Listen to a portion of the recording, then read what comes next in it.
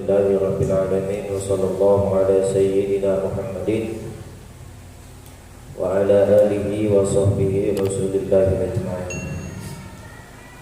Nawayna ta'alluma wa ta'lim wa tadhakkur wa tadhkir an-nafa' wal intifa' wal ibadah wal istifadah wal hath wa tamassu bi kitabillah wa sunnati rasulillahi sallallahu alaihi wasallam والدعاء إلى الهدى والدلالة على الخير وابتغاء جل مرضاته وقربه سبحانه وتعالى. اللهم افتح علينا فتوح العارفين وفقهنا بالدين واجعلنا من العلماء العاملين المخلصين وعلمنا التأويل. رب اشرح لي صدري ويسر لي أمري واحلل عقدة من لساني يفقهوا قولي. رب زدنا علما وارزقنا فهما. يا فتاح يا عليم يا فتاح يا عليم افتح لنا فتوح العارفين. أما بعد. Menyambung pengajian kita dalam membaca kitab Ta'limul Muta'allim. Kemarin sudah kita masuki dan sudah kita bahas tentang pasal pengertian hakikat ilmu dan fikih serta keutamaannya, dan sudah kita bahas juga tahap yang pertama, kewajiban belajar mencari ilmu. Dan sekarang kita masuki ke pembahasan keutamaan ilmu, ya. Apa kata Imam Zarnuji? Wa syaraful ilmi la yakhfa ala ahadin. Dan kemuliaan ilmu la yakhfa ala ahadin, tidaklah lepas atau tidaklah samar atas seseorang. Jadi maksudnya, kalau orang itu sudah mempunyai ilmu, pasti dia mendapatkan kemuliaan dari ilmu itu tersebut, karena ilmu itu kedudukannya mulia, ya. Khususnya ilmu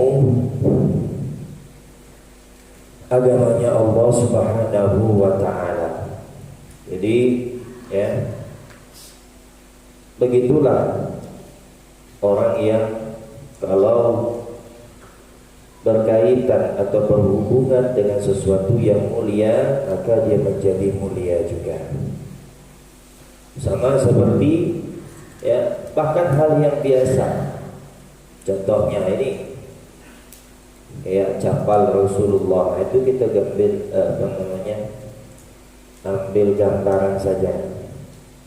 Ini gambar, ya, tahu lah tuh, sebagian kalian pakai juga itu kan, yang ada di kopiah, masyhur lah capalnya atau sendalnya atau terompahnya Nabi Muhammad SAW.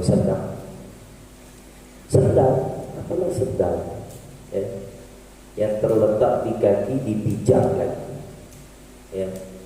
Cuma subhanallah, karena yang mempunyai sendal ini siapa, yang memakainya siapa, ya dia ngikut kedudukan sendal tadi, ya, terhadap siapa yang memiliki dan memakainya, ya kan? Ya. Bahkan bisa dikatakan malaikat Jibril pun, ya, tidak mampu menyaingi sendalnya Rasulullah Sallallahu Alaihi Wasallam. Kenapa? Karena sendalnya Nabi ikut waktu itu bertemu Allah Subhanahu wa ta'ala. Bajunya, imamahnya, jubahnya, ya. Bukan hanya jasanya saja, Nabi Muhammad SAW bertemu dengan Allah Subhanahu wa ta'ala pada peristiwa Isra wal Mi'raj, ya. Sendalnya juga ikut. Malaikat Jibril tak sanggup, wahai Muhammad, aku cuma batas ini, kalau tak lebih daripada ini, zat aku terbakar, tak sanggup, ya. Tidak bakal sanggup melawan cahayanya Allah Subhanahu wa ta'ala. Habis. Kenapa Nabi Muhammad, ya, Sanggup karena Nabi Muhammad diciptakan dari cahayanya Allah Subhanahu wa taala. Ya. Maka daripada itu Nabi Muhammad mampu bertemu dengan Allah Subhanahu wa taala. Makanya sampai sekarang sendalnya, terompahnya ya litabarruk untuk mengambil berkah atau mengharap berkah dari sesuatu yang berkaitan dengan Rasulullah Shallallahu Alaihi Wasallam.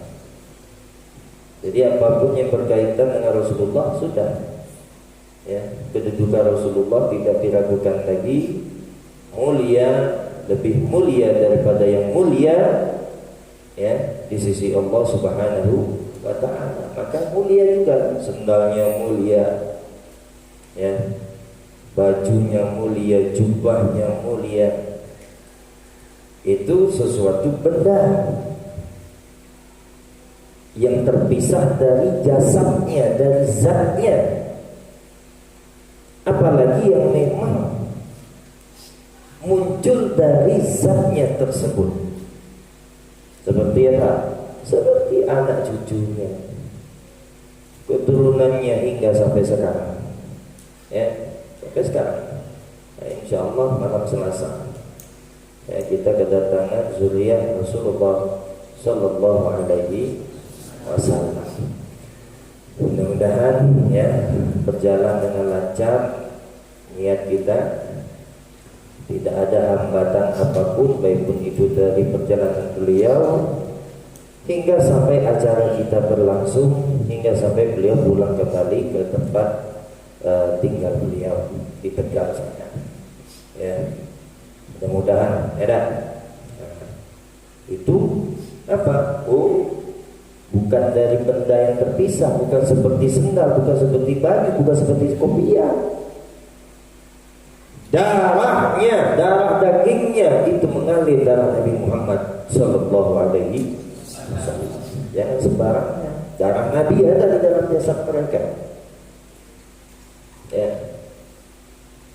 Kalau kalian mungkin sekarang banyak ya belum paham betul bagaimana itu ya dunia luar sekarang. Besok kalian sudah misalnya sudah tamat dari sini, ataupun ya yang sekarang pun mungkin sudah ada mulai pernah melihat mengenal. Nanti kalau ada lihat Habib atau Sayyid, nah dua itulah gelarnya mereka. Kalau tidak ada Habib Sayyid, lihat kelakuannya kurang berkenan lah. Ya tidak sesuai dengan sepatutnya mereka, tidak sesuai dengan kelakuan bagaimana datuknya. Ya kita cukup hanya ingkar dengan perbuatannya saja, bukan terhadap zatnya, bukan terhadap jasadnya. Ya kita lihat sekarang ya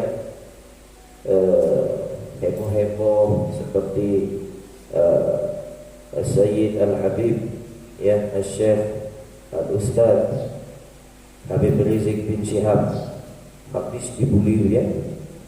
Pokoknya habis diserang, habis dizolimi. Yang menzolimi bukan orang kafir secara zahirnya, yang menzolimi orang Islam sendiri. Ya, dia ingin cuma menegakkan kebenaran aja di Indonesia ini, bukan mengombrak-ambrik NKRI ini, bukan. Ya, dia ingin kebenaran aja. Karena apa? Karena di negara kita ya itu sudah perlahan-lahan ya kita dinista agama kita. Ya, hanya saja orang-orang yang buta tidak tahu akan terjadinya hakikat itu tersebut. Ya, kalau orang tahu ingkar dia. Ya, tidak bisa, itulah sudah menjadi peraturan pemerintah kita. Tidak bisa, telusuri. Ya, pemerintah sekarang bikin perintah yang dibuat-buat atau baru, atau pasal baru, atau undang-undang baru, ditelusuri. Sesuai atau tidak dengan agama, sesuai atau tidak dengan syariat. Kalau sesuai ya sudah, kalau tidak sesuai itu raja yang zalim, pemimpin yang zalim, wajib kita lawan. Paling kurang kita lawan ingkar di dalam hati kita.